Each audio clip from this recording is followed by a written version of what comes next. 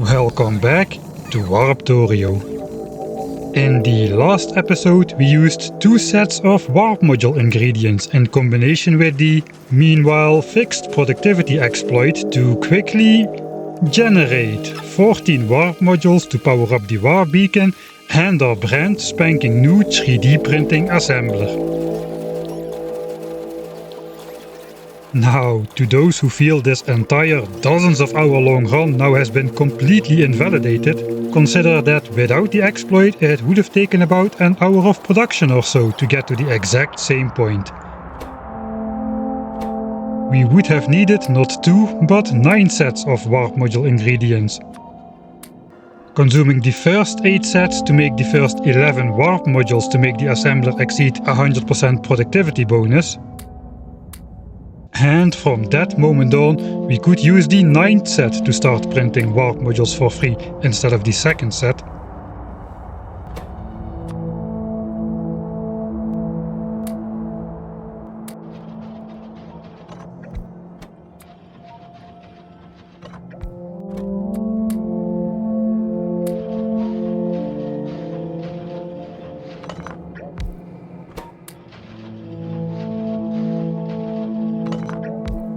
And while we had to pay full price for the first warp module, every next warp module costs roughly 70% of the price of the previous one, due to now receiving 10% discount on every step below, reducing the cost of the 3rd through 9th warp module significantly. Given that I've tortured myself through hours and hours of Warp Zone 8 at under 25 UPS, I'd say it's fair to assume I would have just sat through an hour of production time if I didn't just want to show off this really unique exploit I happened to stumble upon. Anyway, keep in mind that now, after having produced the first 11 warp modules, being able to exceed 100% productivity bonus is a fully intended mechanic in Warptorio, and there is no way the mod maker didn't know of the very obvious method of paying for items with personal time instead of resources. Sure, unlocking the 3D printer was intended to cost us 9 warp modules worth of ingredients instead of only 2, but disabling this 3D printer feature would have been as easy as limiting the maximum productivity bonus on any machine to 100%. Seeing that this simple one-liner of code was not implemented, I'm going to assume that the free 3D printing mechanic is intentional game design, and we're going to have a lot of fun with it in this episode. Now, this episode was recorded before the vanilla fix, so here we can also still use the more visually pleasing way of 3D printing using the construction bot, instead of having to time manual deconstruction of the assembler between completion of the bonus product and actual product. The results, however, are the same: free products.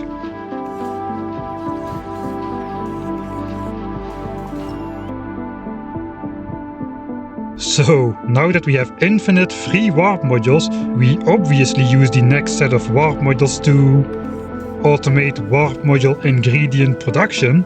Wait, what? Well, yeah, I'm gonna need roughly 2000 warp modules for my endgame base, and like I mentioned, while free 3D printing doesn't cost resources, it does cost time. And while 5 seconds per warp module isn't all that much, 2000 times 5 seconds still equals 3 full hours of 3D printing. So it would be great if we could produce a part of those 2000 warp modules the old-fashioned way, you know, by consuming resources. The good news is that now with 140% productivity bonus on every single step of the way, from copper wire to green, red, blue chips to Mark 1, 2 and 3 modules, the overall cost of a warp module has been reduced by over 99%, from almost 500,000 resources per warp module to just over 4,000. This means that if we dedicate most of our current basis production to making warp modules, we should be able to make approximately 1 warp module per minute. While 60 warp modules per hour is not enough to make 2000 of them in a reasonable time frame, every hour of honest production will save me 5 minutes of tedious 3D printing in the end. And during those 2000 3D printing cycles, I'm definitely gonna screw up the timing a couple of times, so it would be great to have a couple of sets of backup ingredients ready at our disposal. Anyway, after researching Explosion Damage 9 to buff up our rockets, we now switch focus to our personal laser defenses, maximizing their shooting speed and going up to laser damage 8 specifically. Explosion Damage 9 and Laser Damage 8 are the sweet spots for combat. Reaching Laser Damage 8 will give the laser defenses 141 damage per shot, crossing the threshold where we can 3-shot big biters, as well as being the last level to give us sizable reductions in laser shots required per behemoth enemy. Laser Damage 11 is the next great sweet spot, but 28,000 science packs is a little expensive for us at this point in time. And Explosion Damage 9? Well, that's the bomb, really. I'm sure this visual explanation will get the point across way better than just words can.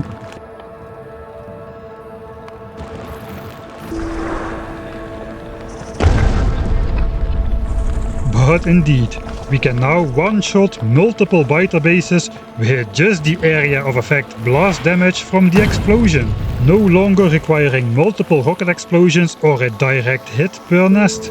Any random stray rocket explosion now insta-kills nearby biter bases, which will obviously reduce the rate at which new enemies spawn, making Explosion Damage level 9 by far the second most impactful damage upgrade level of all damage upgrades in the entire game. Of course, everyone knows the real goat of damage upgrades is Explosion Damage level 2, allowing you to insta-kill the most annoying enemy in the game.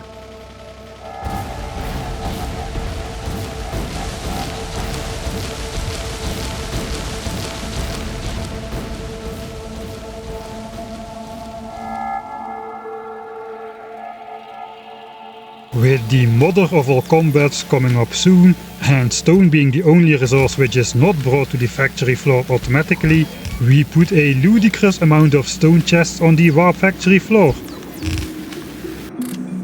to make sure science will continue uninterrupted during our extended absence from the base.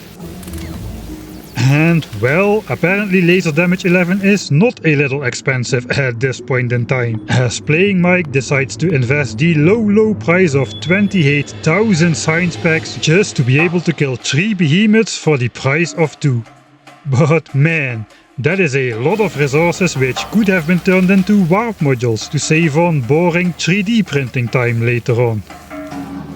We have loads of purple signs in stock though, so to give yellow and space signs the chance to catch up a bit, we first research some of the ignored lower tier techs, like the size upgrades for the harvester floor.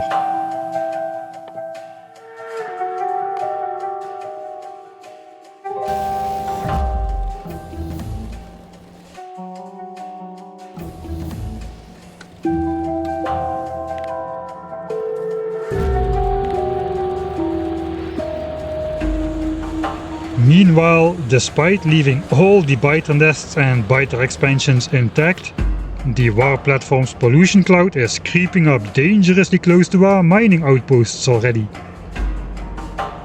We will need to hurry up a bit with our combat preparation before the center biter blob redirects their anger towards our mining platforms.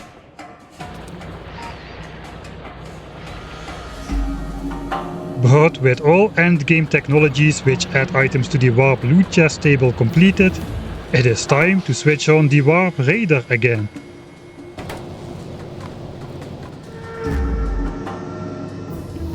Which will slowly start revealing the entire continent until we cannot keep up with its ever-growing power cost anymore.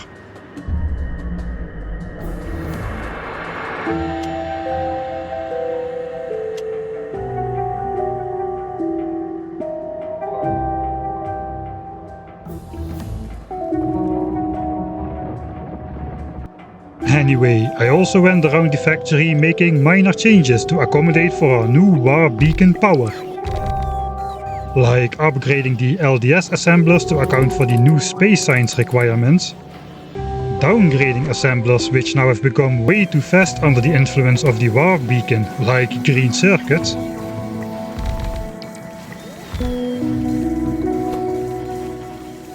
and upgrading select parts of the base to blue belts, like red chip ingredients.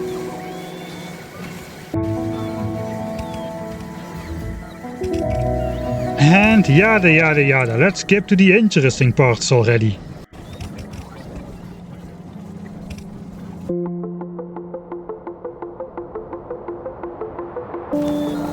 Let's grab this mysterious chest of random resources here, which happens to be the exact stuff we need for a Spidertron.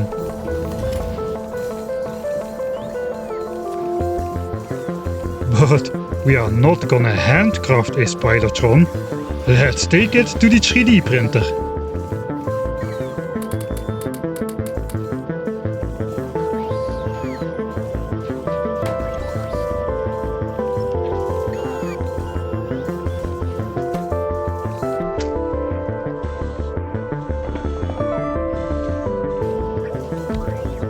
And that's a 3D printed Spidertron at no resource cost at all.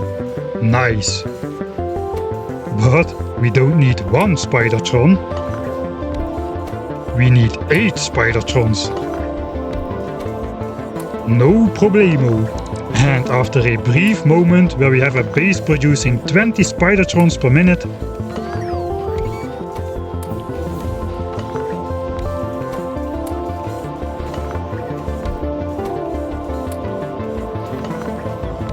we place down our first Spidertron.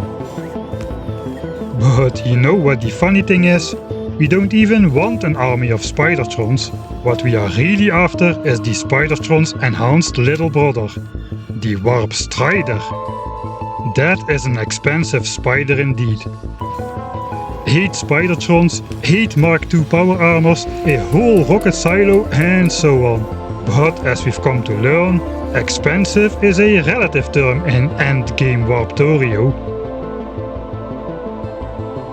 Anyway, let's stow away the 8 spiders in a chest and keep on researching base upgrades on our way to complete the entire technology tree. Then we place down a reference assembler to keep track of the ingredients we need and, one by one, start collecting the relevant materials for the different crafts. Like concrete, steel and electric engines for the rocket silo.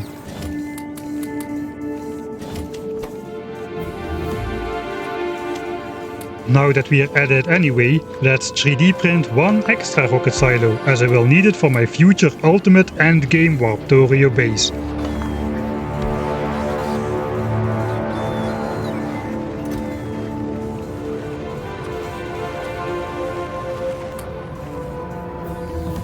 Under the influence of the fully warp moduled warp beacon, we are absolutely blasting through technologies now. And for the endgame ultimate base, we are going to need all of the upgrades completed. So let's keep on blasting. Next up is 8 satellites. Those are pretty expensive and we could 3D print those as well.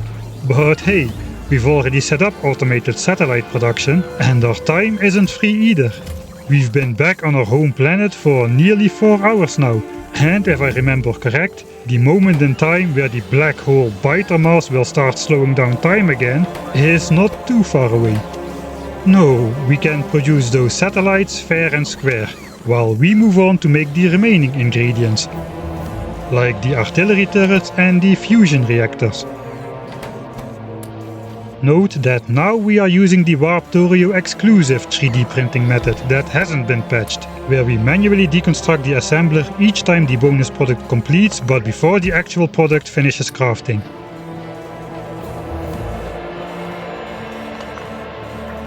This method of free production only works with a productivity bonus of greater than 100%, which means it's not applicable to vanilla Factorio. Anyway, here we see it's easy to mess up the timing and I deconstruct too late, accidentally letting the ingredients get consumed and turning it into a second fusion reactor.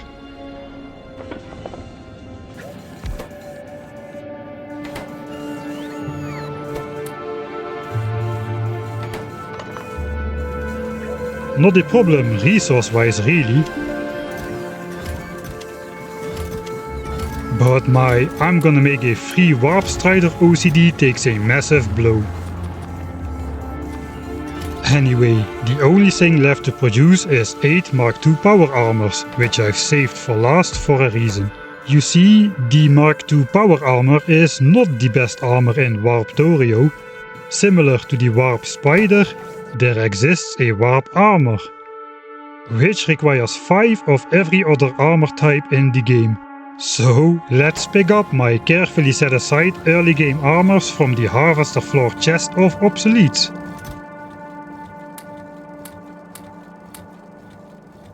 Now, we are not gonna spend our precious time 3D printing ultra cheap items, like the mere 40 iron costing light armor, so let's handcraft those as well as the 4 heavy and modular armors. We will print out the 4 power armors, however, and we need a combined 13 Mark II power armors, so that we can both produce the Warp Strider and the Warp armor. Wait a minute, but why do we need 13? Can we not simply recycle the same power armors for the Warp armor and the Warp Strider, like we've been doing with all other 3D prints? Well, no. You see, while armors usually don't stack in Factorio, even unstackable items can be stacked into an assembler if the recipe requires it. So we can stack the unstackable light and heavy armors no problem. But for some reason it is impossible to stack the other 3 armor types in the assembler. Even the lowly cheap modular armor cannot be stacked. Now, if you have any idea to why that is, please let me know in the comments. Anyway, it seems we have no other option than to handcraft the Warp armor the OG way, consuming and combining 25 armors into the one almighty Warp armor. Suddenly, my inventory is so large it needs a scroll bar, and just look at that giant inventory grid. That's over 2.5 times the inventory grid space of the Mark II power armor, which is where this armor's real power will come from.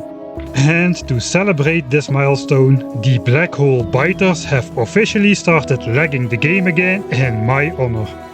Anyway, we will gear up this giant inventory grid with only one single purpose in mind.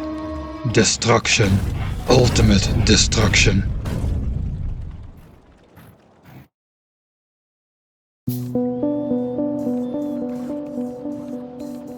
A mere 4 fusion reactors should suffice for what I have in mind. A single roboport to enable automatic repairs. A ton of batteries for power longevity. 4 temporary legs for as long as we are inside our base. And then we have space for 40 personal laser defenses. Oh yeah!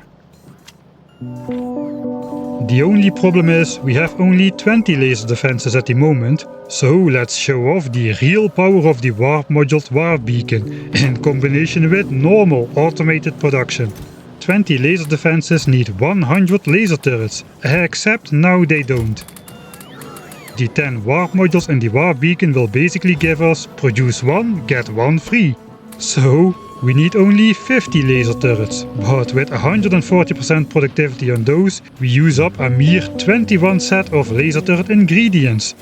A fifth of their real cost, and we are not even taking into account we've got another 50% discount on every single production step below.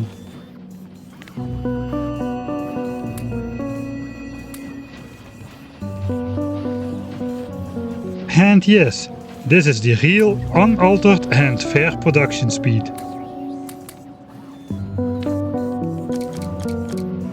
And that is our Warp Armor's combat loadout complete.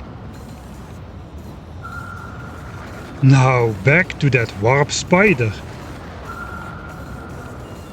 So while we cannot 3D print the Warp Armor and the Warp Strider itself, we can still 3D print all of their ingredients for free, still allowing us to effectively generate Warp Armors and Warp Spiders for free.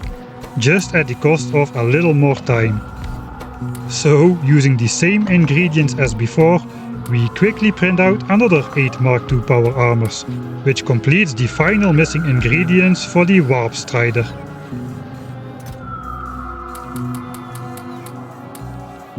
Meanwhile, those 8 satellites should be ready as well, so let's pick those up. And now you can go back and edit your comment, because the reason we cannot print warp armors and warp spiders is not what you think it is. Indeed, we cannot stack the power armors in the assembler, but it is not because of their inventory grid, which seems to be the obvious reason. That is debunked, however, by being able to effortlessly stack 8 Spidertrons in the assembler. Those have inventory grids as well. Anyway, the inventory grid was my predicted reason as well, and I still have no idea what the actual cause is. Nevertheless, we don't need an army of Warp Striders. The Warp Strider is an army all by itself. And yeah, the Warp Strider being the Spidertron's little brother was meant literally. The Warp Strider has twice the rocket launches, however, and more importantly, twice the inventory grid. That is going to break combat completely, as we can add 8 more pairs of legs to the grid, bringing its total amount of legs up to a lot of legs.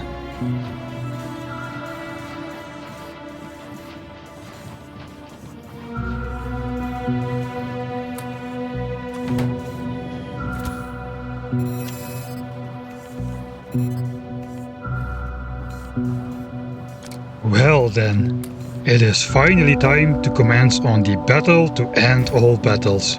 The war for our home planet. It is Manu e Biterio, measuring up the raw damage tanking capacity of our Warp Spider's armor, combined with the damage output of our 8 rapid-firing, insta-biter-base killing rocket launchers, combined with my 40 laser defenses. All of this against the flesh-tearing damage output of dozens of behemoth biter bites and flesh-melting behemoth acid projectiles a second. May the best battler win. Next time. No, I wouldn't blue ball you like that now, would I? While the mother of all strategic combats will be the focus of next episode, we will at least take a small little pre-course on the destruction that is about to follow. It is time to reclaim what is ours. And instead of sneaking out the side through our mining platform like a little weasel, there is no better way to send the message to the biters than to storm right out of the front door into the soon-to-be dead center of the black hole biter biomass.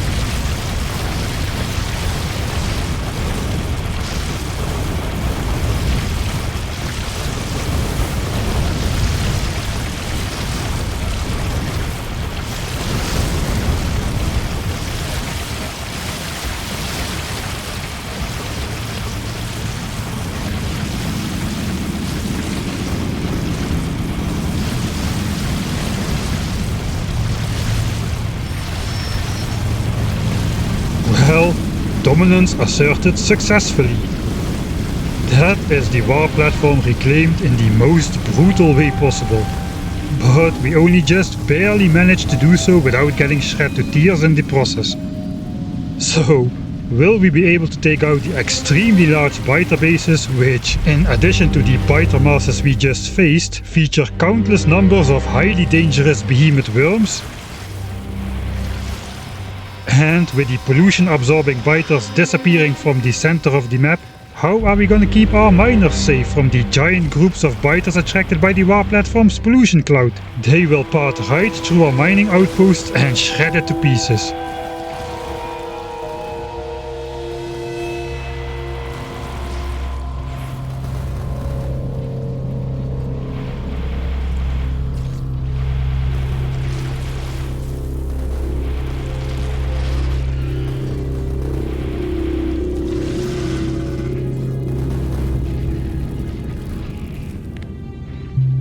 Is it really possible to reclaim the entire continent with just a single warp spider and some repair packs?